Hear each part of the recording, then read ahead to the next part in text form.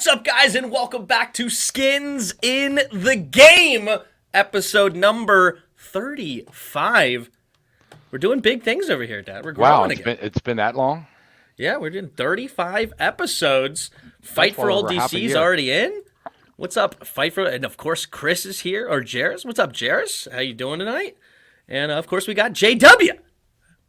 How you doing today? We do. I still haven't figured out the whole Jairus Chris thing, but maybe you can describe it. Oh, I haven't figured it out by any means. I can't even get the name of our podcast right. I mean, he changed the name on me, and I'm still like, Chris and Jairus, like, I'm like all over the place with that nonsense. But yeah, it's not good. But anyway, how was your week? How was your Thanksgiving? Great Thanksgiving. Drove up north and drove a lot. 11 hours each way. Got back yesterday and spent a lot of time sleeping yesterday, but all in all, great time. Yep, great time with the family. Great seeing everybody, and including you. That's right. You did see me. And despite you being there, I still had a good time. That's one in a row, isn't it? It is. That's one in a row. The one thing I forgot to do was upload a thumbnail. I'm just going to upload an old one.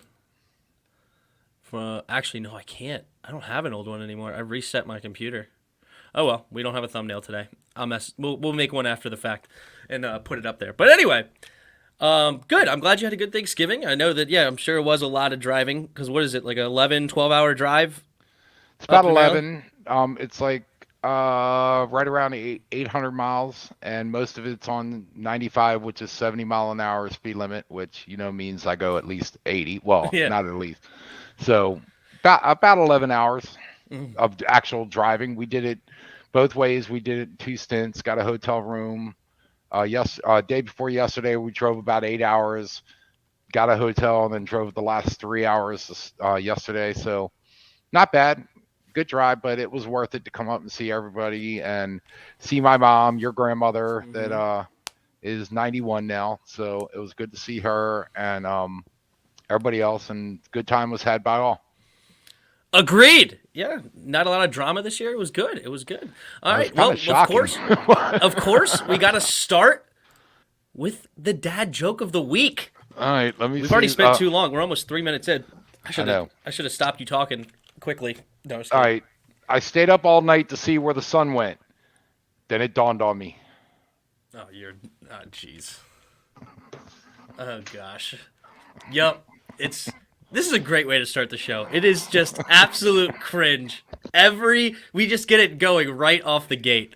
Oh, come on. That actually was one of the better ones. Not that any of them are good, but you have to measure the scale. Do you have another one on your table just to compare it to? I got to see one that's compared. Go ahead. What's more impressive than a talking dog? A barking dog. I don't know. A spelling bee. I think that one was better. I like that one better. This is what I have to work with. This is what I have to work with. Don't shoot the messenger. Oh, that's funny. Hey, John, how does your Thanksgiving plates look? Hopefully nothing like Tim's. What'd you have on your Thanksgiving plate this year? Turkey, mashed taters, stuffing, green beans, biscuits. I think that was pretty much it. But gravy or no gravy? Oh, gravy. Sorry. Yep. So yeah, pretty traditional, but always good.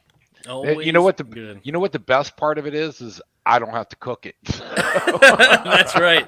Yes. Always tastes better when somebody else is cooking it. I'm just saying. Heard that. All right. So wait, hold on, real quick. What's up with? How did your plate look? My plate is just I actually had a decent plate. What did I have on my plate? I took a picture of it and sent it to Chris. I don't even remember. But I had this similar things. I had mac and cheese though that you didn't. It sounds like. But I had green beans also. I had ham instead of turkey. I'm a ham guy. We had both available, but I did it ham instead. And, okay. Yeah. Anyway, I just was curious, but go ahead. All right. Let's start with our second topic. Let's go ahead and start with what do you got this week? You got anything interesting or? Well, what do you got? I pay attention to the studs and duds from Rigo's Rag. And okay. Landon Collins was the #1 stud 2 weeks in a row. So I'm so glad we moved him to linebacker.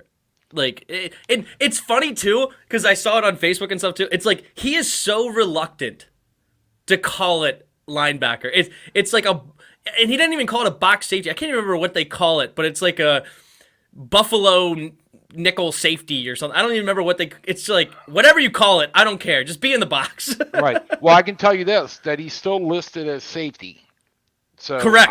I was looking after it was like, have they moved him to linebacker yet? Box safety, whatever. Nope.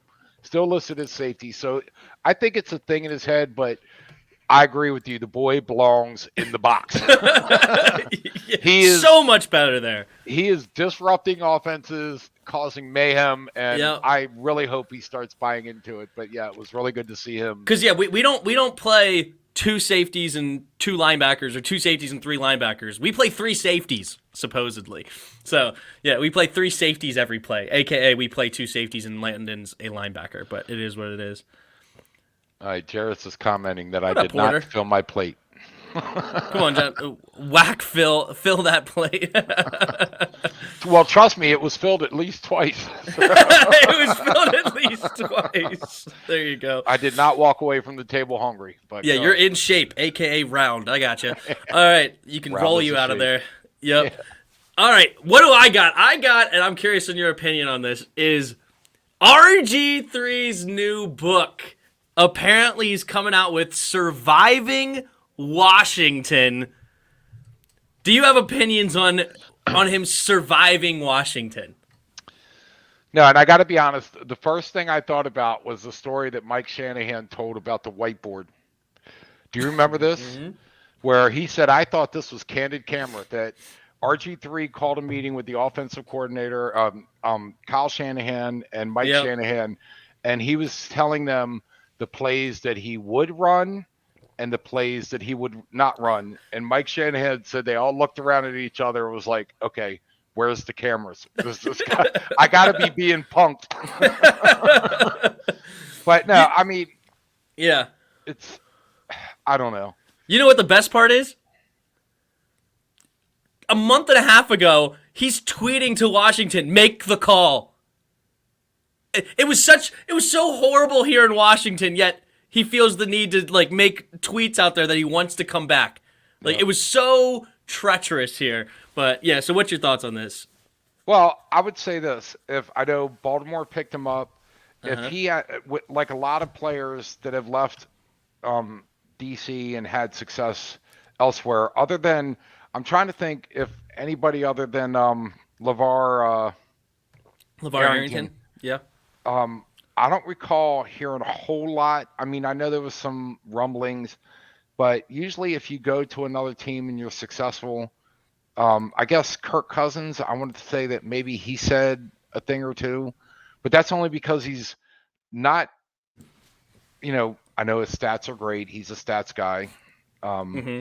But if a guy gets on a team that's successful or is successful somewhere else, he's not spending a lot of time looking backwards. RG3 did not have great success anywhere else. Nobody wanted to pick him up, or play him. I know he played a little bit for the Ravens. And the Browns, yeah. Oh, those right, are the two places he went, yep. So I take it with a grain of salt. And trust me, I am not saying anything close to that there aren't problems in the Redskins organization, or that there hadn't 100%. Been problems. Yeah. But I'm going to listen to him when, I don't know.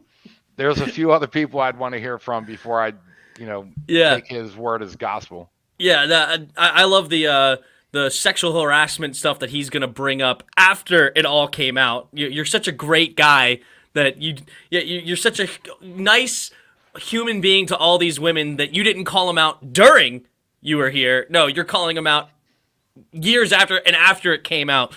And on top of that, I'm listening to how to treat a woman from a guy that cheated on his wife with a newborn with his trainer. Like, yeah. So he's a great guy that we should totally take his advice on that situation. But yeah. Well, and I wanted to say a good comparison is Colin Kaepernick.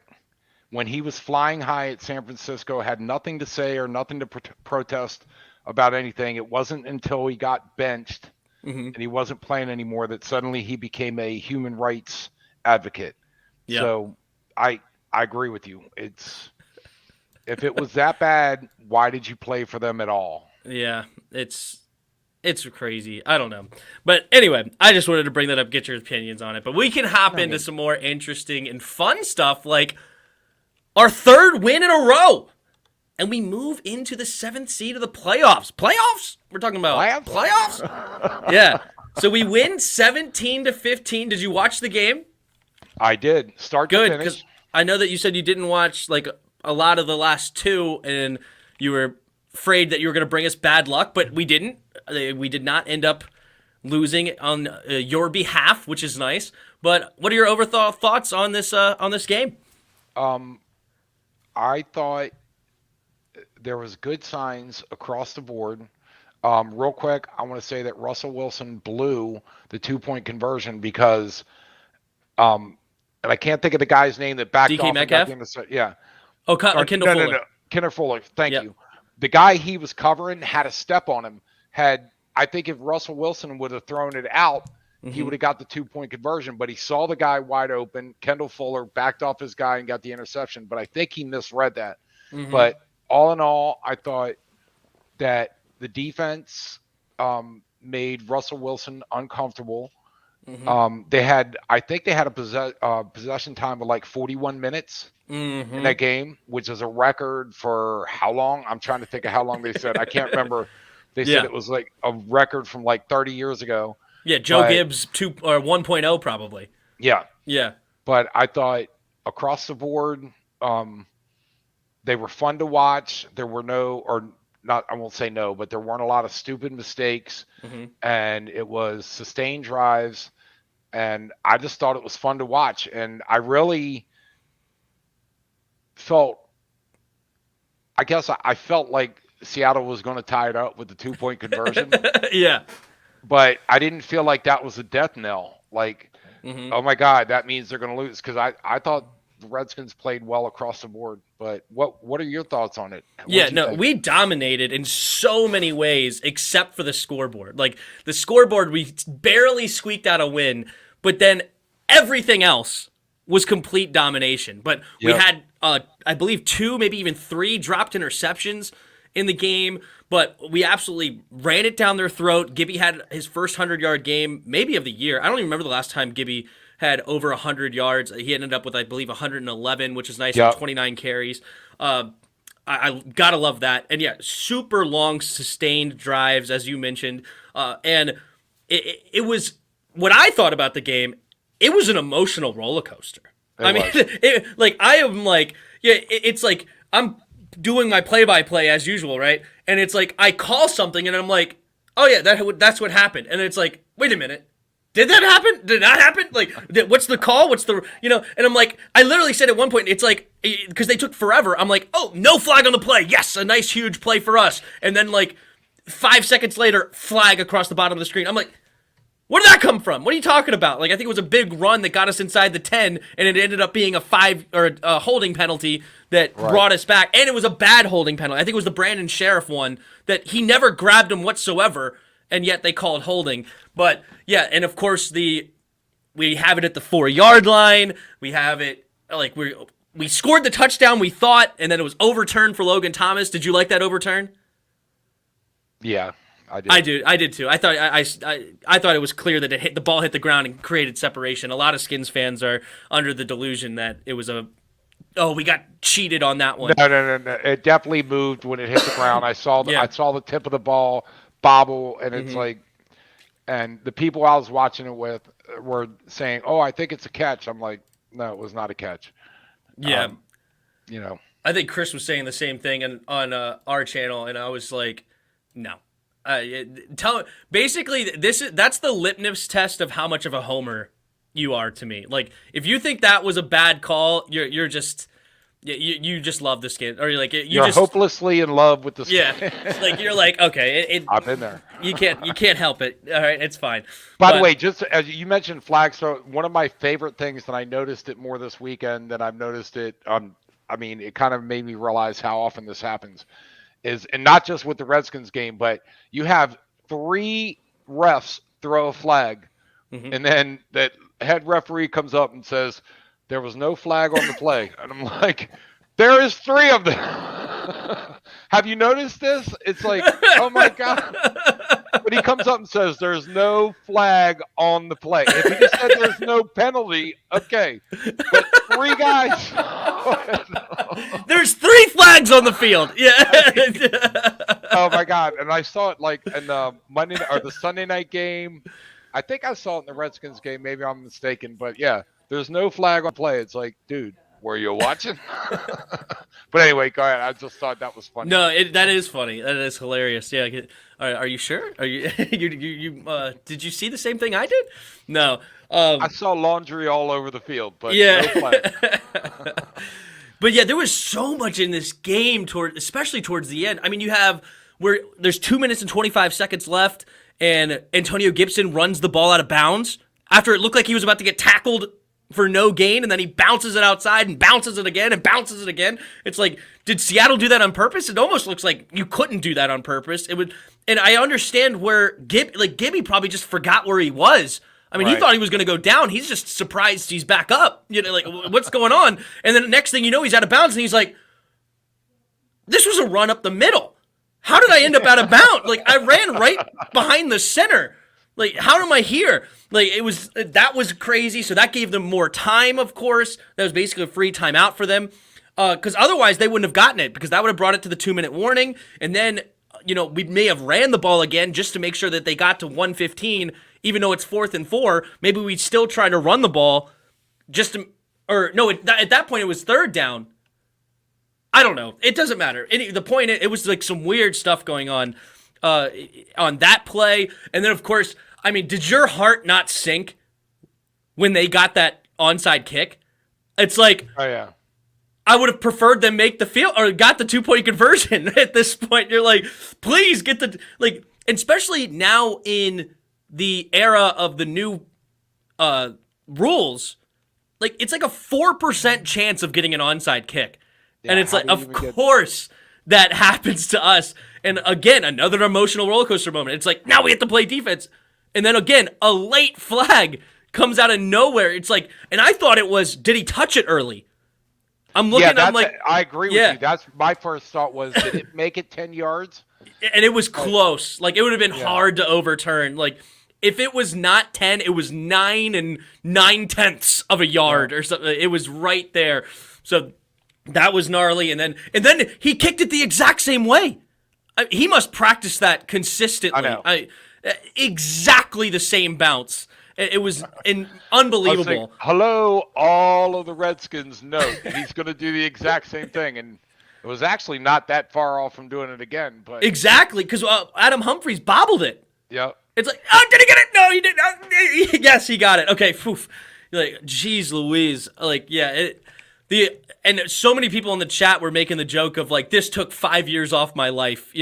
I can't. And I think even some of the people that weren't even watching it, they were just listening to me, and it's like, what is Tim talking about? Like, is Tim actually watching the game or not? Like, it's like a crazy, man. I think that was the most exciting part of the game. That was the most fun. That, I would obviously. I mean, I'm watching the Skins. I would rather have a 30-point blowout. I would rather not have my heart racing. But if we're gonna get the win, if I know we're gonna get the win, then hey, it's fun to have an emotional roller coaster like that, right? But anyway, so I got a few more things that I'm just going to ask you about the game. Do you think that Scott Turner is learning something here? Obviously, you mentioned the time of possession this game, but if we look at the last 3 wins, we have 117 minutes out of a total of 180. So 117 compared to 63 minutes, nearly 2-1, encompassing 3 games in a row. I mean, when's the last time somebody's done that? Like, I don't even know if anybody's had a 2-1 in a 3-game span in a long time. Even if you think of the Adrian Peterson Minnesota Vikings or the Tennessee Derrick Henry situation where they're running the ball down people's throats, because it seems like at least once Derrick Henry, once a game, even in those types of games, busts out a 90-yard run and allows the other team to get the ball relatively quickly. But so what do you think of Scott Turner's like new slow down approach? Or do you think it's even new? Do you think it's just like it just wasn't working before? Well, I don't see the same pattern that we talked about before of um, run up the middle, or maybe it's throw downfield, run up the middle, then a Mm-hmm. screen that gets blown up. I didn't see the same thing. I saw Gibson running more to the outside, Mm-hmm. like off tackle or outside of the tackle more so than up the middle. So maybe, and again, I go back, I don't know this, but I wonder if it's not Heineke learning what Scott Turner expects him to do. Mm-hmm. So is it Scott Turner learning, or is it Heineke learning how to adjust the offensive line, what to tell the running back? Hey, because I believe that he's going up there he sets the offensive line. Obviously, most quarterbacks do, but maybe he's saying something to the running back now of, hey, they're doing this, bounce it outside, or instead of running it. Because before, I wonder if he wasn't just kind of like, okay, Scott said, 50 gut right up the middle. Okay, well, they got 9 guys up the middle. I know I'm exaggerating, Mm-hmm. but so is it Scott Turner learning, or is it Heineke learning Scott Turner? And he's finally getting the ability to say, okay, look at the field. Mm-hmm. I'm giving you a set of plays to run. If you see this, do this. If you see that, do that. Mm-hmm. And so it's one or the other. Somebody's learning because No, that's a great point. different. Yeah, because I guess the reason I phrased it Scott Turner learning is because a lot of fans were hating on Scott Turner, and that's kind of also why I put in there. It's like, did the offense change, or to your point, is Heineke learning, which is completely plausible. I mean, this is only his 9th start of his career, Yeah. 8th, something like. Well, we're on. No, this has got to be like his 12th start of his career, something like that. Still, he's young. Yeah, exactly. Even He hasn't 12 played a starts full is season. Not a lot. Yeah, he has not played a full season of starts, especially in the 17 game era now that we're in. So that's a great point. And I've been saying consistently for the last 3 weeks, the main difference in the offense is we're converting 3rd and 4 and shorter. Yeah. Like somebody brought it up on the radio. He's got to be like 80-90% completion percentage on 3rd and short, and 4th and short at that as well. I mean, he's for been this game, awesome. he was over 70. Yeah, everywhere. But I mean, like 3rd and shorts, he's been phenomenal. Yep. It's awesome to watch. It's so much fun to watch, if we're being honest, right? It's like, and I got to be buying honest, time or whatever. Yeah. Right. I think I'm more likely or more leaning towards thinking that Scott Turner didn't suddenly change his offense. Mm-hmm. He's got somebody that he's been working with to say, teaching him how to read, and maybe Heineke's getting better at, hey, you got 3rd and 4. You look the defender off this way, you look this guy off this way, and then you do the check down and get 6 yards. It's all we need. Doesn't have to be fancy. Yeah. Just get the first down. You're right. It's got to be well over 80%. Yeah, it's so much fun to watch. But yeah, that was a great point. Another emotional roller coaster about this game, and it's led to our 4th kicker on the year, okay, is when Joey Sly went down, we had a chance to make an easy chip shot field goal from the 4-yard line to ice this game out 20-9, and then it doesn't matter basically what Seattle does, right? Like, they could drive downfield all they want. Who cares? Like, we're up by 11. I mean, they would have to get the touchdown, the 2-point conversion, onside kick, and field goal just to tie. So it pretty much ices the game there. So I kind of want to phrase this before we get into the new kicker is, would you have kicked the field goal from the 4 anyway? Would you have sent Tressway out there with somebody else that may have had some experience holding and take the chance? Because I know I was talking to my coworker Jake about it. It's like, I've seen Ndamukong Suh make a field goal in the league before. I've seen Chad Ochocinco made a field goal. Like, there's been non-kickers that have made field goals before, and I'm pretty sure even in college and high school, Tressway did do field goals. Would you have taken a chance on that short of a field goal to try to ice the game out there, or do you think we made the right decision on going for it on 4th down and trying to get the touchdown? Obviously, it was close. We didn't get it.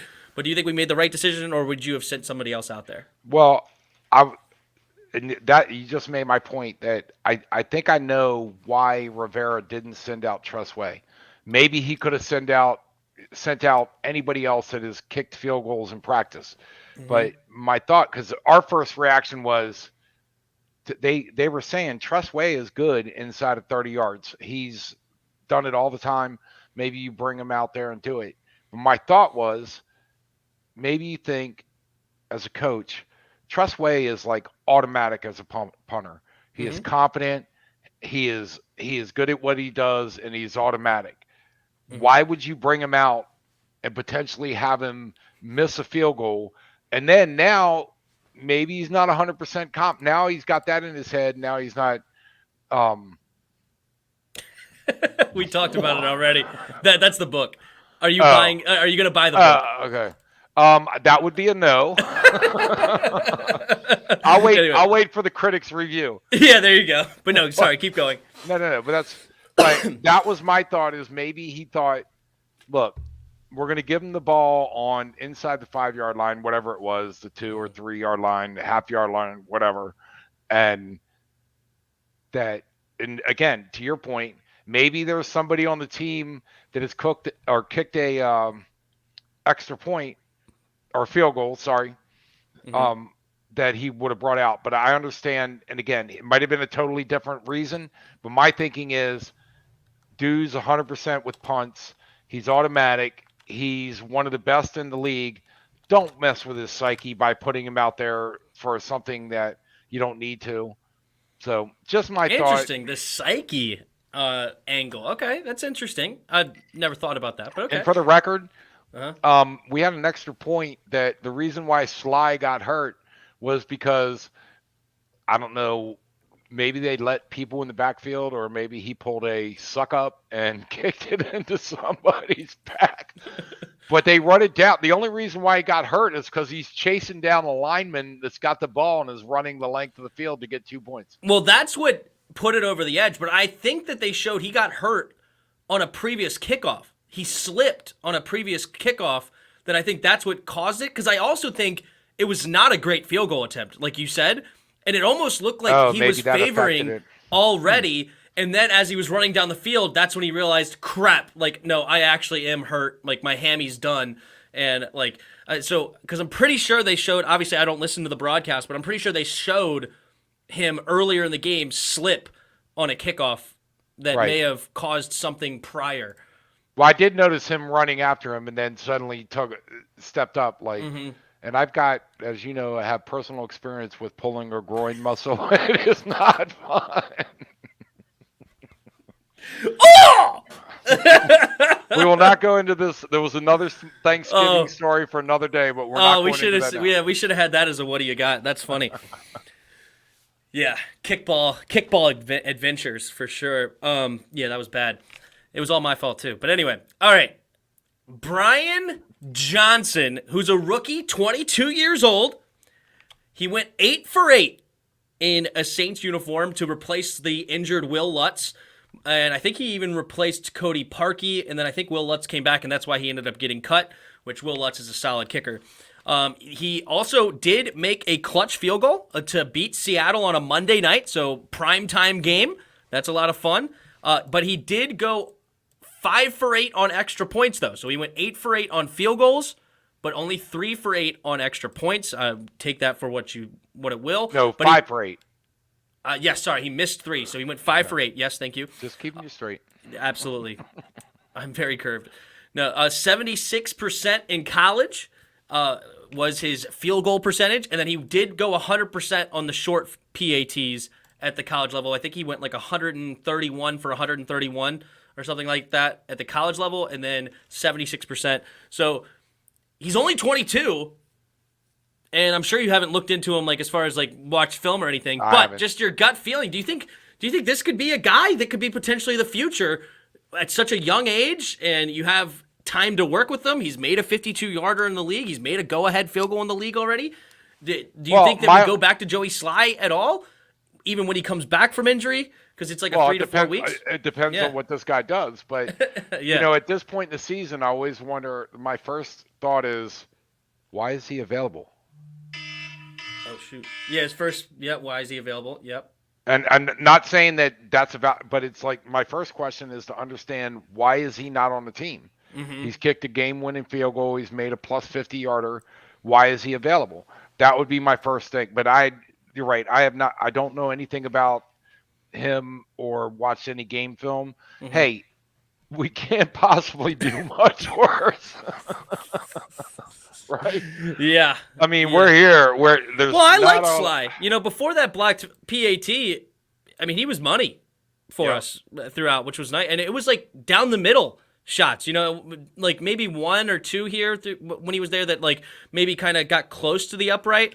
But for the most part, he was money from wherever he was kicking it. Left hash, up the middle, I had right no hash. problem with him. Yeah, I agree with you. And But my the question favorite part of him, oh, go ahead. No, I was just say your question about whether or not we bring back Sly when he's available.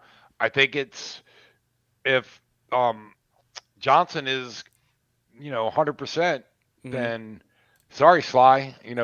Put him on our practice squad for a while until we need you. But if it all depends on how things are going when he's healthy. Yes. If Sly is Hopkins, then it's like, hey, Johnson is Hopkins, then it's like, Sly, come on back. But anyway, that's my thought. Fair enough. Yeah, I'm definitely interested, and it's definitely going to be a wait and see game. I mean, you don't really know what's going to happen because it's such a mental game that a guy could be a great kicker somewhere else and go somewhere else and suck. A guy could be a terrible kicker somewhere and then go somewhere else and all of a sudden be great, like Graham Gano or like Dustin Hopkins. I don't know how well he's doing down there or over there, I should say, in LA with the Chargers. Maybe he's doing great, but yeah, it's a mental game. It is 100%. You beat me to it. That kicking is success breeds success, failure breeds failure. You go out and make a kick, the next one you make another kick, but as soon as you miss a kick, now it's in your head. And now it's like, well, I did this, I didn't do this, so, but yeah, it's, hey, as long as we have a kicker and we have somebody that will pull out on the 4-yard line to try a field goal, I'm all for it. Yeah, that was so sketchy. That was crazy. But man, we've had 4 blocked field goal attempts this season. 4. When's the last time we've had like 2? Anyway, it doesn't matter. All right, 2 more things about this game, then we'll hop into the Raiders. Ron Rivera showing some passion. We talked about it yesterday with Chris, but I just wanted to ask you this: do you care if a coach shows emotion? Like, do you think that is that something that you even look at when you look at a coach, or do you think it's kind of like irrelevant? Like, it doesn't matter to me as long as you're a smart head coach, or do you like when a coach shows passion? Well, and I think to your point that it depends. Because Bill Belichick doesn't show a lot of emotion. And most of the time he's winning. And if he's winning, I don't care. Jay Gruden, Ron Rivera, hey, if they're winning, I don't care what they do. But if bad things are happening in the field and you have this position, or maybe stink face a little bit, then I want some passion. Yeah. So, so your question of, do I like the fact that he's showing passion? Absolutely, because it's apparently working. They've won 3 in a row. Yeah. But if they were like 7-4 or 8-4 or whatever and he wasn't showing passion, I wouldn't care. Like I said, does Bill Belichick have to be all screaming? No, he sits in his hoodie over there, pretty much the same look the whole time, and it works for him. So I was the only reason why I was saying anything about Ron Rivera was because we were losing and he had the same look and he reminded me of Jay Gruden, which was the same even keel. So yes, I love the fact that he's showing passion because we're freaking winning. So apparently it's working somehow. Yeah, definitely. I said it yesterday, but just to be quick, I completely agree. I love emotion on the sideline either way. Yeah, Jared Taylor apparently has the same blanket as you. That's cool. It's a nice blanket. I love that blanket. But anyway, it works. I prefer it because if you're showing emotion, it's showing that you care about what's going on, right? Not to say that you don't care if you don't show emotion, but you clearly care if you're getting emotional on the sideline, whichever direction. Like, if bad things are happening and you're like, whatever it is, it's got to be the correct emotion, though. That's the key, right? If bad things are happening and you're getting emotional on the sideline, the team's going to respond in a positive way because they know you're correct. They see the same things you do, right? Right. And if things are going well and you're getting showing great passion for it, they're going to respond well to that. Like, Yep. it's got to be the correct emotion. So I'm not saying to, like, just get angry just to get angry Nope. and tick off your players. It's like, dude, we won the game. Why are you sitting here just going off on me because I missed one block or I got a bad penalty or something like that? Like, it's got to be well-placed emotion, but it when you do show it, it just means that you're showing that you care. And that's the big thing for me. That's a very good point. And I think of a lot. The basketball comes to mind, but some players like Daryl Green, there's certain players on the field that don't complain. They don't get upset. So when they get upset with a referee, it's like they got to be thinking, okay, this dude does not complain about 99 out of 100 calls I make. And now he's up in my face going, so... But you're right. To the players, if the players are hearing that all the time, then they just shut off to it. So it's got to be well placed and it's got to be the right emotion. I agree with that. 100% for sure. All right. Last thing before we go ahead into the Raiders is we did take 2 big injuries. So this is kind of actually could lead into the Raiders here this game. And it's J.D. McKissic and Wes Switzer, our third center that was starting this game due to Chase Rouillet going down first and then Tyler Lawson. I love Wes Switzer at center, and that hurt me. I wanted him to play the rest of the year there. I talked about it last week with Chris. Right. But JD's obviously a big loss too. He was the only one to score touchdowns this past week. He's the only one to cross the end zone line. Well, not completely true because Gibby did get the 2-point conversion, so he crossed the line technically. But still, very important player for us. He had a nice big game. He's also leading the league since he got here in Washington. So the last year and a half, leading the league out of the running back position in catches, which is a pretty big deal when you compare him to guys like Alvin Kamara or, of course, Christian McCaffrey's been hurt a lot. Saquon's been hurt a lot. But if you start comparing him to the top guys, for him to be in that conversation, or not even in that conversation, to be number one is pretty cool. So I asked Chris the same way, and I'm going to ask you this way. Which one do you think hurts more? J.D. McKissic being out or Wes Switzer? That's a tough question because I thought the offensive line continued to do very well. Mm-hmm. I mean, we only got 1 sack, and I think Heineke is very good at reading the pocket, knowing when to run, which incidentally, they said he only got like 4 yards rushing. I find that hard to believe. He was a magician. He could have taken a couple more sacks. Like, you think about that one play where he literally just went into like the fetal position and like just took his fate. He was like, I'm just allowing it, whatever, just do your worst. And then he gets up and he's like, what? Oh, wait, I'm still standing. I know exactly the play you're talking about where he went, oh, wait, I'm good. Yeah, it's like, oh, okay, I'm alive. And I don't know how he did that. But anyway, yeah, he was a magician that day. But anyway, 1 sack, great point. Yep, go ahead. Yeah, and I mean, I don't want to minimize what McKissic does, but I think that offensive line is going to be a bigger concern. Because I don't know, maybe you know who took Wes's place. Keith Ismail. Thank you. Ismail. Yep. He did a good job, but what if he gets hurt? Mm-hmm. Eventually, you're gonna go to the well, and there's not going to be any more offensive linemen there. So I think that's more of a concern to me, just because we have other guys. And again, not to minimize what McKissic does, but I like Gibson, and I always tell you the P word. What's the guy's last name? Patterson. Thank you. I can never remember that. But that we have other options there, and offensive line is more important than running back. That's all. So that would be my basis. True. Yeah, I 100% agree. Keith Ismail, coming out of college, was known for being a great pass blocker. He was like a super high-rated pass blocker on PFF coming out of college. Where he struggled was the run game. And I think we saw that with all the failed 3rd and shorts that we were trying to run up the gut that we weren't converting on. It was like 4 of them that we failed on 3rd and 1.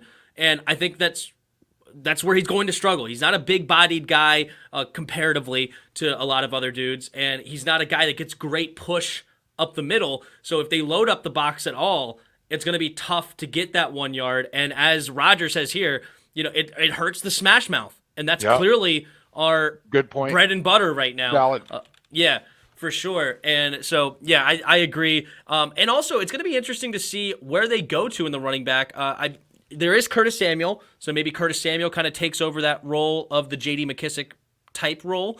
Or the other thing is that Patterson's not much of a third down back. It could be that instead of seeing, we usually see J.D. McKissick come in on third downs to spell Antonio Gibson.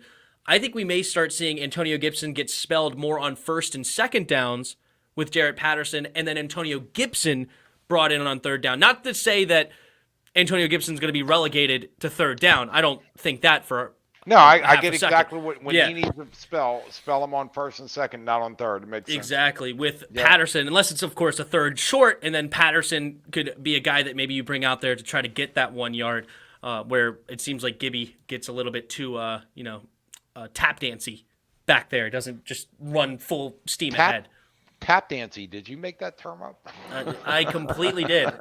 Wait, let me look that up. No. It's completely something that John Madden would have said. That's a Frank Caliendo doing John Madden, right? That's something that they would do over there. No, 1, 2, 3, Favre, 5. It's such a great one. Yeah, take away his arms, take away his legs, still the best torso in football. It's great. Frank Caliendo's the best.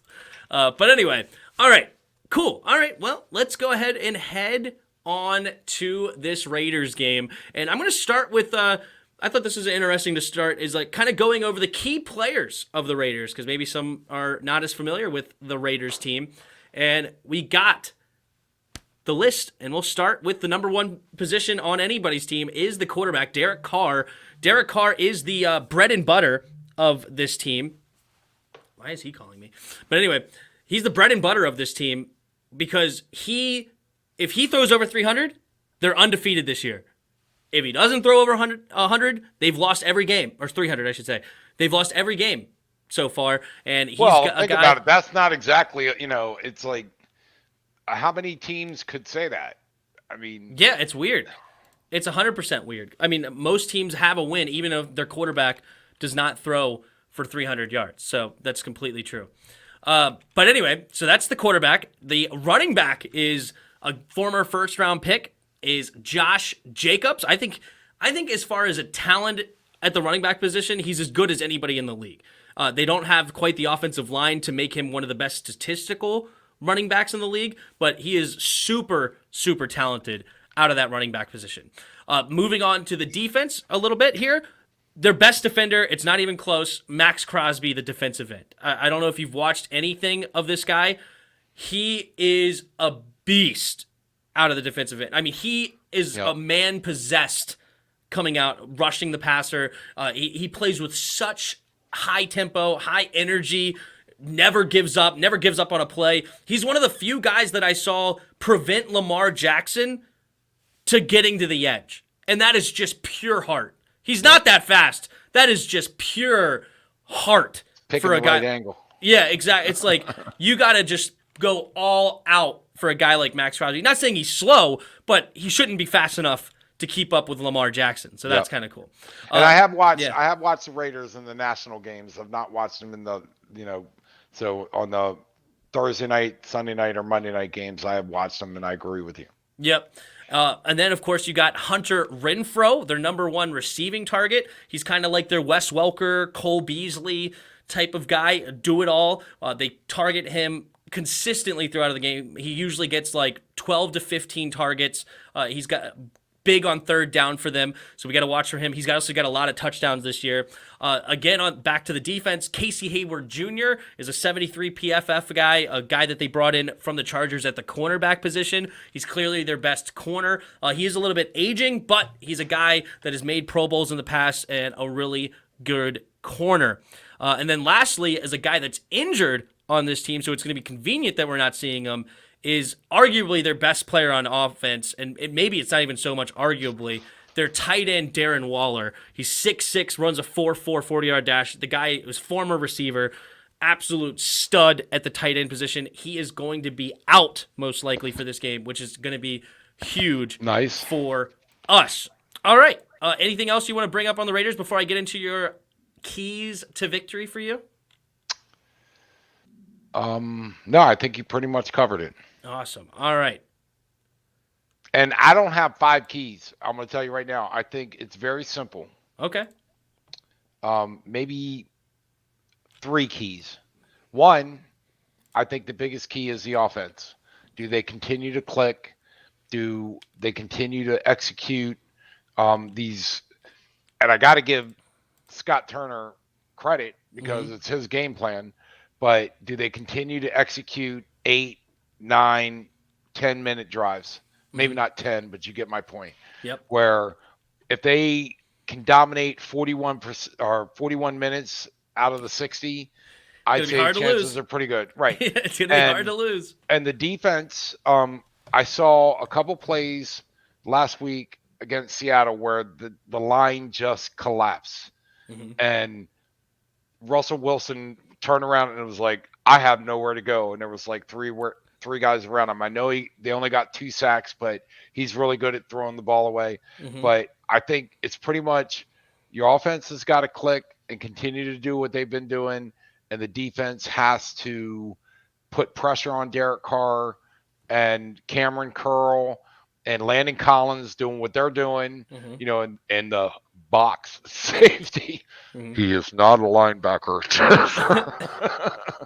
But I think Cameron Curl has shown, and like I said, I think it's very simple.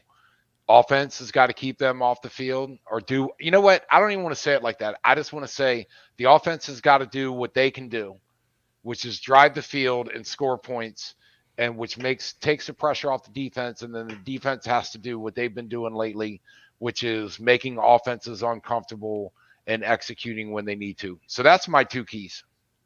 Okay, 2 keys. Fair enough. Just a couple other things about the Raiders that were a part of my keys, but really I'll just state them.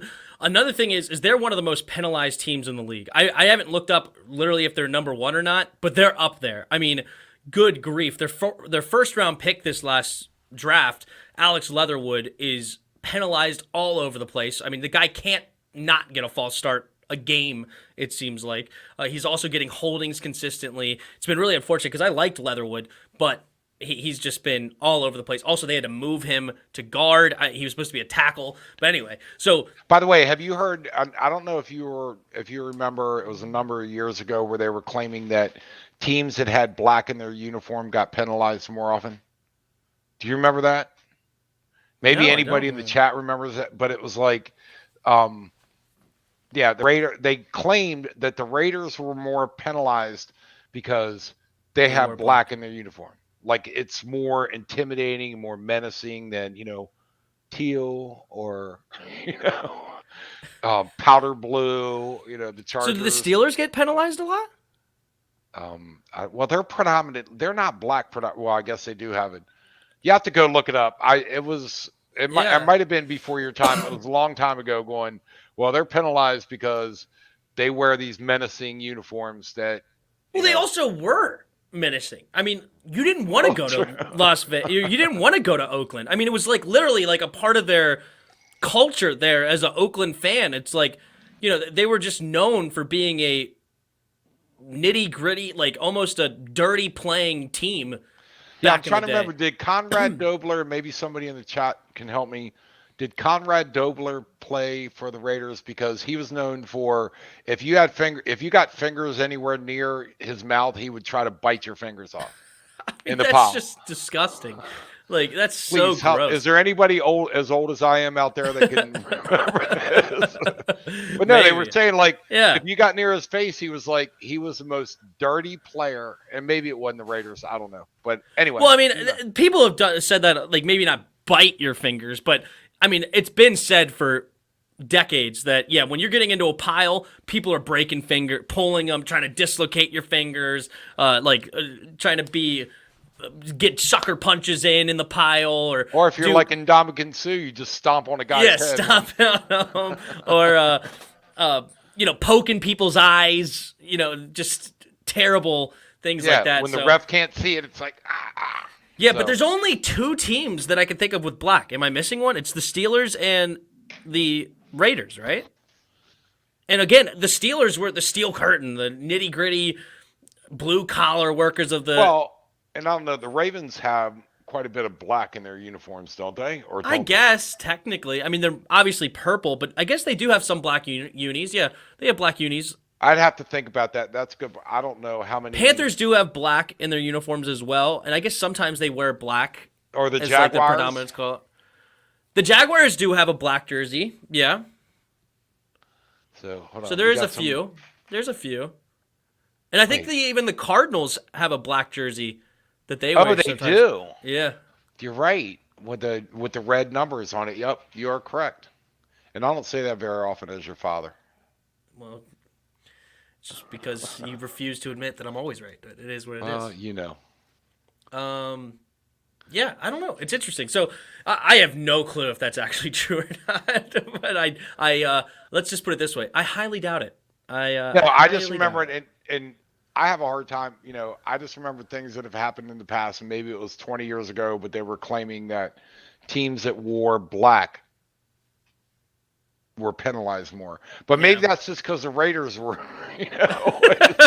they're always wearing black. That's true. They're always wearing black somehow. They either have black, like predominant colors, or they have black numbers. I mean, they're literally black and silver, right? So, all right.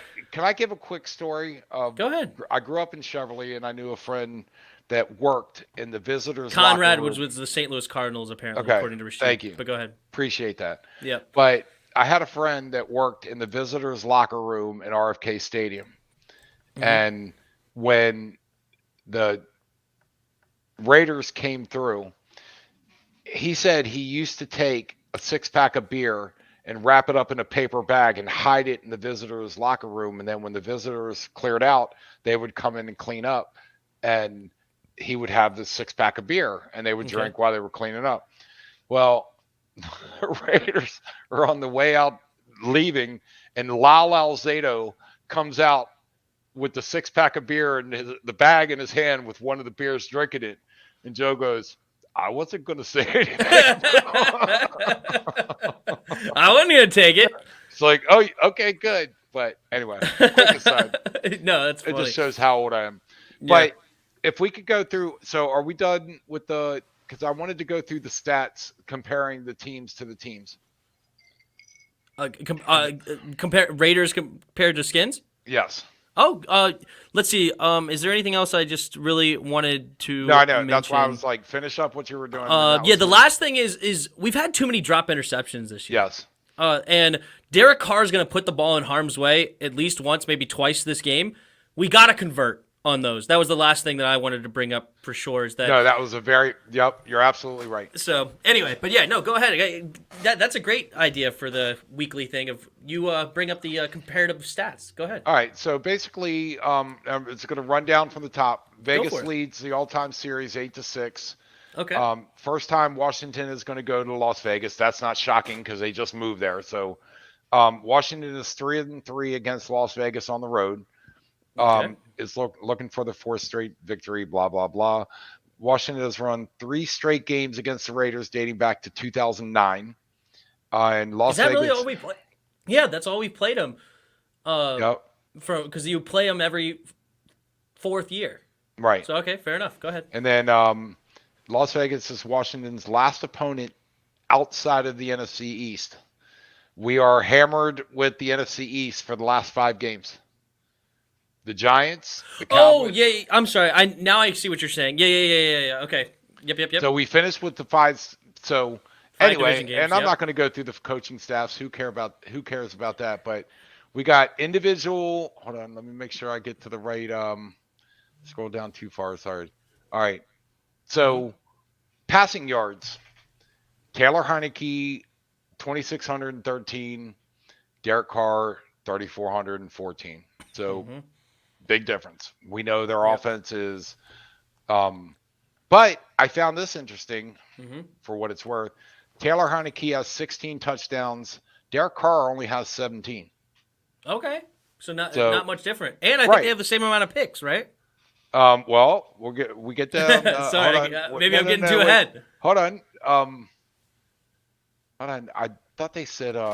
Actually, Heineke might have 10. Why is it?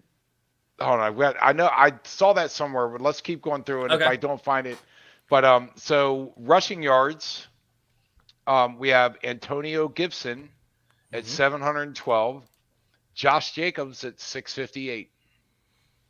So Gibson's got that. However, Antonio Gibson 5 touchdowns, Josh Jacobs 6, which might explain why Derek Carr doesn't have more passing touchdowns because they use Jacobs to get in. So receiving yards, number 1 receiving yards is Terry McLaurin at 786, Hunter Renfrow at 658. So we got McLaurin has 5 touchdowns to Renfro's 4. Okay. So, and I don't know what Renfrow has on the other side of the field, but I've always felt like McLaurin doesn't have a whole lot. So, well, he has Darren Waller, and they had Henry Ruggs before the unfortunate DUI car accident that got him kicked off the team. Right. That was pretty solid before that. But yeah, so they had a couple of weapons, and he has a better quarterback than. Yep. Obviously, Carr's got some more talent, but not as much. I wasn't super impressed with him against Dallas personally, but I think overall, I think he's slightly better, at least for now. Yeah, we'll go with that. So tackles. These are all individual stats, of course. Cole Holcomb has 92 tackles. Wow. The Denzel Perryman leads Vegas with 121. So that's a little different. I wanted him, man. He was a free agent this last year. I mean, we needed so much linebacker help. I thought he was going to be. I thought he was a guy that we should totally have, given a reasonable deal to. I don't want to pay him like $15 million a year, but I don't even know what he got in Oakland or Las Vegas rather. But yeah, I would have totally liked him. But anyway, keep going. Yep. So sacks, Jonathan Allen has 6. I was kind of surprised at that because we don't hear Jonathan Allen's name very often. Yannick, and I'm going to butcher his last name. Ngakwe, thank you, has got 8. So the leaders on the team, 6 to 8. Interceptions, we have for the Redskins, Bobby McCain and William Jackson each have 2. And interceptions for Vegas, there's 4 players with 1. So pretty much a wash there. So hold on, let's see. So now we're to team stats. Hold on, let me get okay. So total offense, as you might expect, you have 349.9, which is 19th in the league, to 385, which is 6th. So that's Vegas yards per game. Yep. So Vegas and say the numbers again.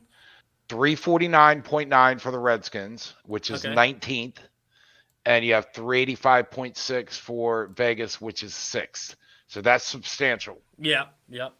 Scoring offense, we have 20.8, which is 20th. They have 23.5, which is 17th.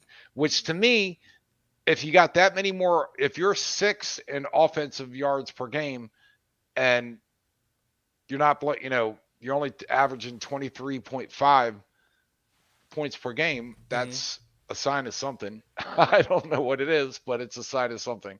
All right. Passing offense, we average 224.4.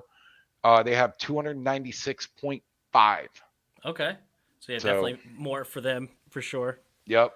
Sacks allowed, we are tied. But a big part of that, actually, before you go into that, a big part of that though is I bet if you compared how many drives we have per game, I bet it's significantly less. I don't know if they keep that stat, but obviously with how long our drives have been, with how sustained they've been, we probably only average like 10 or 11 drives per game, where they may average 14 or something like that, which if you have more drives, you have more opportunity to get yards.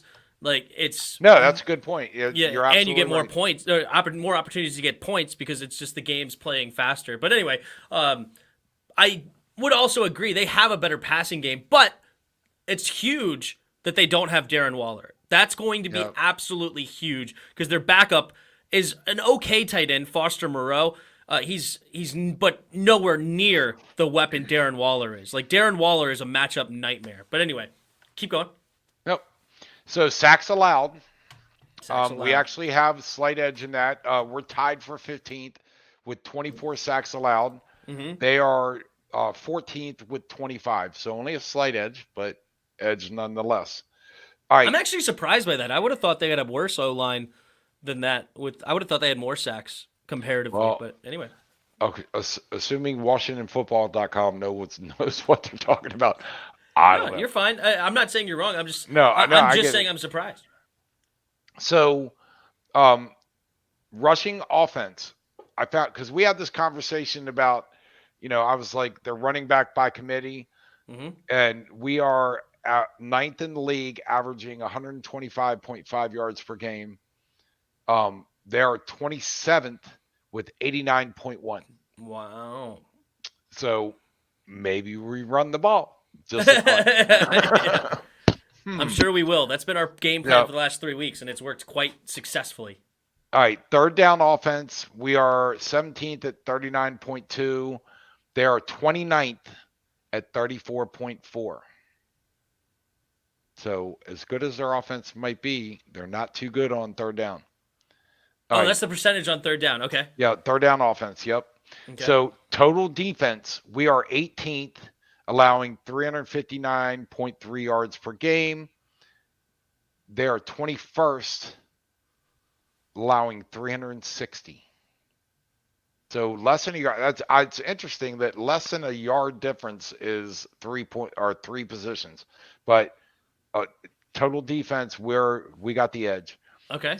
Scoring defense, which I'm sure we just took the lead, because before that we were horrific. Like, I'm sure, like, as far as defensively, like we just got there. Let's put it that way, because it's been so bad. Right. So scoring defense, we're 25th, allowing 25.6 points per game. They are 30th, allowing 26.8. So again, 1.2 yards is the difference, or 1.2 points average is the difference between being 25th and 30th. So they let people score. Mm-hmm. Pay attention, offense. So, all right. So, real quick to wrap this up, passing defense, 266.6 yards per game for the Redskins is 30th. Mm-hmm. They are 13th with 234.6. That's substantial. Wow. Sacks, we are 23rd with 22. They're tied for 15th with 25. Rushing defense, we are 4th with 92.6 yards per game. They are 25th at 125.9. We got to run that football, baby. That's what I'm thinking. That's what Roger Smith said. That's why we need to shorten the game with ball control, keep Carr on the sidelines, smash mouth, baby. Can we? Right. We can win this game. That's absolutely we can win this game. And I wonder, actually, anyway, I'm going to look up, are we, actually, we'll find out when we do your picks against the spread. I'm curious if we're favored this game or not. But. Yeah, the only other thing, time of possession, we're 5th or 22nd. We knew that. Third down defense, we are 32nd in the league at 51.4%. I thought we improved in that over the last 3 games, but apparently not. Yes, we have improved, but we were at like 65% 4 weeks ago. I mean, it was unreal what we were giving up on third down. It was unimaginable how bad it was. It was ridiculous. I mean, 14 for 18 kind of numbers. I mean, it was through the roof bad for how bad this defense was on third down. Apparently there's nowhere to go up, and they're 16th at 40%. So that. Well, don't say that. We could go down.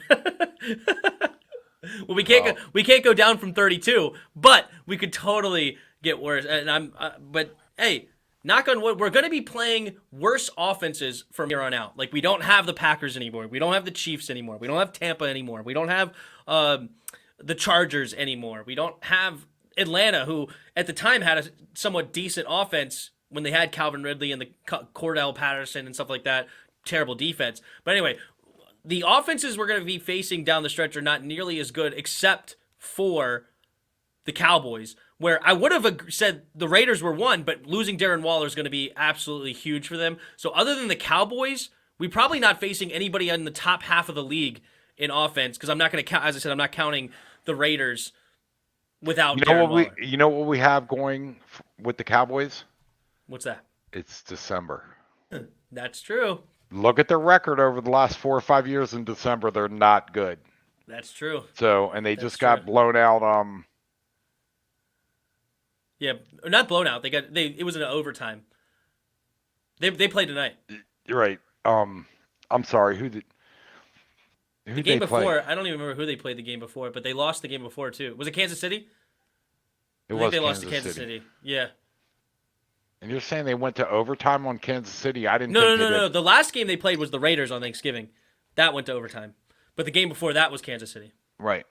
And I think that was so. Like I said, what we have going for us is December when it comes to this division.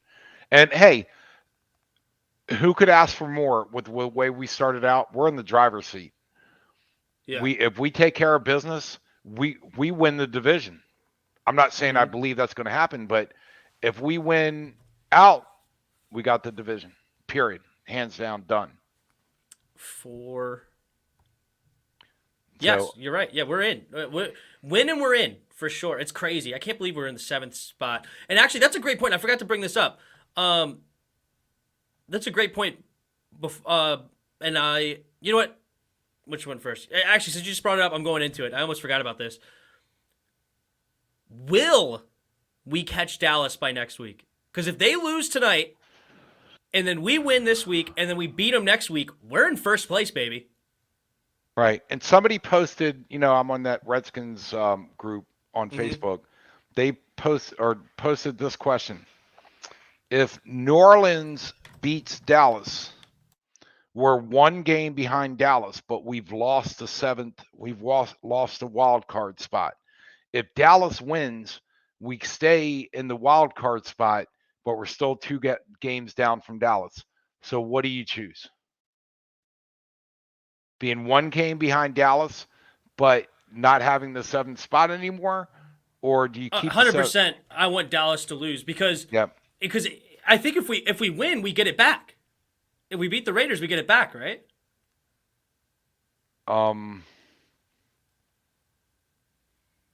What happens if they tie tonight, says Motto. Do you think Washington should bring back the RFK Stadium? No. Well, it shouldn't be the RFK Stadium, but I would like the site. What about you? Do you think we should get that site at RFK? Who, me? Yeah. Hey, if the D.C. mayor will let it happen. Yeah. The only reason we left D.C. was because of Sharon Pratt Kelly. But I would love for him to be downtown. Yeah, there is weird scenarios. Jared said if we beat Raiders, we're back in the 7th. But technically speaking, there could be weird scenarios that if we win and the Saints win out, and I don't know if this is one of the scenarios, but like let's say they have more division games left, which is not true because we have 5. But just giving you an example. Yeah. If they have more, it's like wow. Yeah, but. Let's just say if that were true, like if we had 3 division games, they had 4 or something like that. We could say, sorry, I just read a comment, but I shouldn't have done that. Anyway. You're allowed to do that. We'll let you slide. Well, it just completely lost my train of thought for a half second. But anyway, so it was a short if they had more division games or more conference games, let's say, like the same amount of division games but more conference games, and we are sitting ahead of them currently, but there is scenarios where we could technically both win out and they take the lead over us because at the time they had a worse conference record, let's say, or a worse division record. But then they come back and tie that conference record or tie that division record, and then it goes down to the next tiebreaker, and then they could take it back for us. Again, I doubt that this one in particular is a scenario like that, but there is ways that, like, okay, maybe even though you have the lead for now, it's not necessarily win and you're in because of that. But even though it is for different reasons, because if we win all of our games, we would take the division over Dallas because that means we beat Dallas twice. But anyway, it's definitely an interesting thing there. Can we talk about our receivers? Yeah, we could briefly talk about the receivers. By the way, I don't know who Toon Redskins is, but yeah, we're doing good. Oh, Tone. Yeah, T-Ho is his nickname. Yeah, he's a good Oh, I'm dude. sorry. I saw Toon. I'm sorry. It's Ton. My bad. Yeah. But anyway, we're good. We survived Thanksgiving. But go ahead, Tim. I know Sorry. you mentioned that earlier when we were talking about the Raiders versus Washington's receiving core that you don't think we have much on the other side. But with getting Curtis back, we got Logan back now. Ricky Seals-Jones may come back, which would be really interesting in some 2 tight end sets. Then, of course, we have Scary Terry. We have guys like Adam Humphries or DeAndre Carter, who's been a blessing this season. Should I say this before I ask? I'm just going to ask you, actually. No, I'm going to say it first. Before the season, I thought we were outside the top 25 in weapons. That's just my personal opinion. Like, I love Terry. Yeah, you shared that with me. Yep. Yeah, I love Terry, and I think that he's awesome.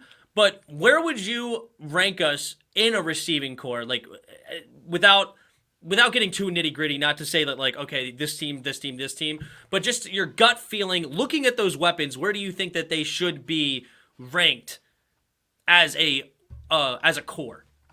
I think top 15, but part of that is because I think Heineke is getting better at using them or seeing them, but seeing the patterns. I've seen the last 3 games, the game's slowing down for him, where it's like he's actually making quick decisions, but because he sees things like, hey, check down quick, throw the ball away quick, just whatever you do, just do quick, but then know when you can bust out a run. I'm still surprised that they said he had like 4 yards rushing against Seattle. I have to pull that up because I thought he had a couple. I'll pull it up, but you can keep talking. Go ahead. No, but I think that we have some weapons, and I agree that getting the tight ends back. He actually had 3 yards rushing. Oh, what I exaggerated. But are you seriously? A question to you: 4 carries, 3 yards. Are you surprised? I thought he ran a couple times where, and maybe they count sacks as like if he's scrambling. No. Or he's scrambling and losing yards, that doesn't count against him. I find it shocking that he only got 3. It really depends. Like if it's literally an obvious designed run and he loses a yard, it's not a sack. But I mean, are you surprised? If you drop back to pass and escape the pocket and get tackled for a loss, even though you were looking like you were going to run, I believe that's still a sack. So and again, I'll ask you, are you surprised that he only had 3 yards rushing? I thought he had. I recall he had a couple times. I thought he had a couple times where he ran up and slid. So something had to happen. But a lot of those weren't even like long plays. They felt long because of how much he had to do in the backfield. Like that play. So you're saying he ran 10 yards before he got to the line. Yeah, exactly. Like it felt like he had a huge play, but he only got 2 yards. Like I think that one that we talked about earlier, where he ducked under the guy, I think that ended up only counting for 2. Like it wasn't like some huge play downfield. And I don't think he ran for a first down this game. Like he may have had a QB sneak, if I remember correct, that may have gotten 2 yards or something like that. But it wasn't a whole lot going there for him as far as this particular game. I honestly thinking about it, I don't necessarily think about like a whole lot of running plays. I didn't think he bought time in the pocket a couple times, but even then he threw. Like I think only one of those that he like escaped some pressures, he ended up throwing the football. So I don't know. It's but I completely understand your surprise as far as Heineke usually gets more than that. But, right. So yeah. I don't even know how to say how's the question? Sam I know Nider. It's a play on Dan. Nider. That's what I call him. The D is silent. So he's saying Lord Heineke needs 16 more touchdowns to break Sonny's single season passing record. Okay, well, first of all, there's 2 totally different eras. Mm-hmm. I was going to say errors, but where they didn't pass the ball a whole lot when Sonny was playing. So yeah. I'm not surprised, but 16 more... still, that's what crazy thing is that that's, to his point, We have not beaten that record. I think he's the only one in history to throw for 30 touchdowns in the burgundy and gold. So we have 5 games, or right, 5 games left. No, we have 6 games left because we have 5 division games in the Raiders. Oh, right. So he would need to have. He would have to have. No, wait, hold on. He doesn't hold the record. This guy's mistaken. No, wait, sorry, I'm looking at interceptions. Never mind, there it is. Yes, in Washington he had 31 touchdowns in 1967. The only one to ever get close to that was Kirk Cousins with 29. Oh, I'm so sad we let him go. Yeah, like it's kind of crazy that even in this era, we've had such poor quarterback play. We can't get a guy that has 30 touchdowns. But anyway, for me, I'll answer the question real quick. I don't think he will because we have 6 games left. That means, he would have to be averaging 3 touchdowns. To get, to get 18 touchdowns. I don't think he's going to average 3. And it's not necessarily that I don't think he can get 3 touchdowns. It's the style offense we're playing. We're not going to score a lot of points because of how slow the game we make, right? It's such a slow-paced game. We're just not going to get there. But anyway, all right, we got to actually move along because I'm going to get ready. I know you were saying. I was just noticing it hit 8 o'clock, so let's. Yeah. I know you have to do your next thing, So let's go ahead and do a score prediction from this game, and then I want to get your weekly picks by the spread, and then we'll call it a show. And thank you guys so much for the questions. It's a lot of fun to answer your questions, and maybe we'll start a little bit earlier in the future. I have to get a nap in, unfortunately, because I work in the morning. I just got to get sleep sometime. He sounds like me, and he's Yeah. only 28 years old. Yeah, my sleep schedule is so funky. I literally get like 2 hours of sleep in the afternoon, and then I get 3 hours of sleep at night or something like that. It's like a weird, 4 hours of sleep in night sometimes. It's a weird schedule, but hey, it's by fun. the way, Jared says you look like a linebackers coach. Thanks. What? All strung out and tired? No, that's right. I know with you the got headset, with the headset and the hat and the turtleneck or whatever. But anyway, okay. So, score predictions for this game. What do you got? I think the Redskins are going to break out and score 31, and they're going to keep Derek Carr off balance, and they're going to get like 23. 31-23, not bad. I don't think we're going to score that many points. I think we're going to score substantial points. I think we're going to get 27. I don't think we're going to get 30. I don't think we're going to get 30 the rest of the way. Unless we get some defensive touchdowns where we score quickly or a kick return like we did in the Falcons game. The likelihood of us scoring 30, I think, is extremely, extremely low. And I think it's actually 0%. I would go as far as I think it's 0% if we don't get a defensive touchdown or a kick return. I don't think we're going to get that situation. So I'm going to go 27-20. I think it's 20. I said 27-17 last week. I don't think we're going to hold this team under 20. I think they'll get 20. So 27-20. But I like your prediction of 31-30. I don't think it's impossible. 31-23. 31-23. Sorry, I knew what I meant. Hey, take it to the bank. Listen to what I meant, not what I said. Amara says 28-19. Jarris says 31-13. He always predicts a blowout. I think he said we were going to beat the Chiefs like 43-12 or something like that. Well, there was no chance of that happening when we could not score a point in the second half. Just saying. Yep. All right, let's go ahead and go through these picks, and we'll call it an evening. Thanks for coming on again, as usual. It was fun. Just for the record, I had 11 right last week. Ooh. This week I have. We're gonna go for 3, right? I got you. No, I was kidding. Dallas is at New Orleans, depending on where you are. Give them 4.5. I have New Orleans. New Orleans, okay. I think they're going to be angry. Tampa Bay at Atlanta, give it 11. Got Tampa Bay, even though I don't like... New Orleans was -4.5 or +4.5? +4.5, yes. Okay, go ahead. So New Orleans is going to hang around Dallas and hopefully beat them. Tampa Bay is going to blow out Atlanta for they're given 11. Okay. Tampa Bay is. Arizona at Chicago, given 7.5. I don't buy it. I pick Chicago. Ooh, Chicago. Cincinnati is at home, given 3 to the Chargers. although I'd like the Chargers, I'm picking Cincinnati. Cincinnati -3. Given 3. Okay. Minnesota is at Detroit, giving 7, and I think this is going to be Detroit's first win outright. So I'm picking 7? Detroit. Yep. Okay. At Miami is giving the Giants 5, and I'm picking Miami. Is it 5? Yeah. Sorry, Okay. I don't have my glasses. Philadelphia is at the Jets, giving 6.5. I pick Philadelphia as much as it pains me. Although the Jets' rookie quarterback, I pick against him and he lights it up. But anyway, that's another subject. Yeah. Indianapolis is at Houston, given 9. I don't like it. I'm picking Houston. Oh, Dad, you should change that one. Why? How often have you beat me in your picks? I'm just saying, Houston is so bad.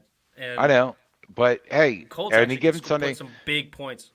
By the way, everybody here, my picks are subject to change. I get till Sunday to change them. No, you're locked in. You're locked in. Well, on your pencil sheet. Vegas is playing at home against the Washington football team, and they are giving them 2.5. Who do you think I picked? Washington's getting 2.5? Yes. Okay.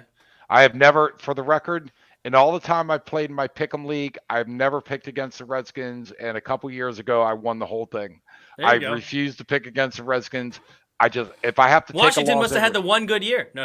Yeah, well, they've actually not been doing too bad for me this year. Mm-hmm. All right, the Rams are at home against Jacksonville, given 13, and it pains me to pick the Rams because I hate giving 13, but I'm picking the Rams. Rams -13? Yes. Okay. And I might change that one, but I haven't yet. Baltimore is at Pittsburgh, giving Pittsburgh 4.5, and I picked Baltimore primarily because either way, if Baltimore wins, my pick's right. If Baltimore loses, Baltimore loses. So I'm happy either way. I actually picked the Steelers straight up in that game this week. Wow. Yeah. Based on what? No, sorry. San Francisco based is on at division rivalry, based on the fact that it's going to be Pittsburgh at home, based on it's a weird who knows what's going to happen in that game. So I'm picking the upset there. But anyway, go ahead. Gotcha. I know I'm out on a limb. All right. San Francisco is at Seattle, given 3.5. I think Seattle's going to bounce back and is going to be pissed off that they lost to Washington. So San Francisco's kind of been so I'm picking Seattle. Kansas Deebo City. Samuel's not playing for San Francisco, which could be huge for their offense. So Yeah. it's actually not a bad. I picked San Francisco in my pick, but that is an interesting point. But anyway, okay. Well, I'm right more often than I'm not, but no, we're going to. All right, Kansas City is at home against Denver. I think Patrick Mahomes has figured it out. Last couple games, he has figured out what he was missing, and they're giving 10 to Denver. I'm picking KC. Mm-hmm. And I like Denver, but I just don't think they're going to be They're able to hang. giving 10? Yes. No way. Well, based on what they've done the last couple times, I thought it was Denver warranted. just had a big win, didn't they? Well, I'm just They saying. just beat the Chargers. Well, and what's the Chargers' record? I don't know, but they're a decent team. The Chargers have beaten the Chiefs. And I'm not saying that the Broncos should be favored by any stretch of the imagination. I mean, the Broncos are sitting at 6-5 right now. It's not like they're dog water. No, I got it. But like I said, Wow. I've watched Patrick Mahomes the last couple times. I think he started to figure it out. Oh, he's a monster. I picked Kansas City to win this game. I'm just shocked that they're 10-point faves. Yeah, but early on, anyway. Tim, I think that Patrick Mahomes lost his bread and butter, which is like seeing the field and then dropping it off to the guy at the right time and having him, Tyreek Hill or whatever, having him run down the field. But anyway, I know you got to go. So last game is Buffalo's at home against New England, given 2.5. And I went with Buffalo. Buffalo giving 2.5? Yes. Wow. Dad, at home. Dad, right now, Bill Belichick's back. Bill Belichick's back, baby. I'm telling you, I literally put them in my power rankings at number 3. I think that highly of the Patriots. They're obviously extremely well coached. They know exactly what they want to be doing. And also, Roger. Hey, Roger. I went back and watched the highlights. The Patriots were running a lot of shotgun. Okay, a lot of shotgun. Especially a lot of their highlights are shotgun. He likes to say that we should be under center all the time. And even when they did go under center, I rarely saw a fullback. There was most of the time it was a single back formation. So let's calm down hating on the Scott Turner's offense, all right? Let's calm down on it. Anyway, all right, that's fun. Let's see. Who do we pick different? And then we'll roll out of here. I picked Dallas, but I'm rooting against them, obviously. I've also picked Tampa. I picked Arizona. Obviously, I'm not picking against the spread, but I'm just curious where we're different. I also picked Cincinnati. Okay. I picked Miami as well. I think. Wait, what about Minnesota? Oh, you're in a different order. Okay, Miami, we're good. No, I didn't. You're right. I skipped the team. Thanks for correcting me. I picked Minnesota. I think Minnesota still has a lot of talent. And Alexander Madison's not a bad running back. So even though they lost their Dalvin Cook, they still have a lot of stuff going on. And they lost to the Niners. But anyway, I think they beat a team like Detroit. So 3-0 or 3 different. Okay. Miami.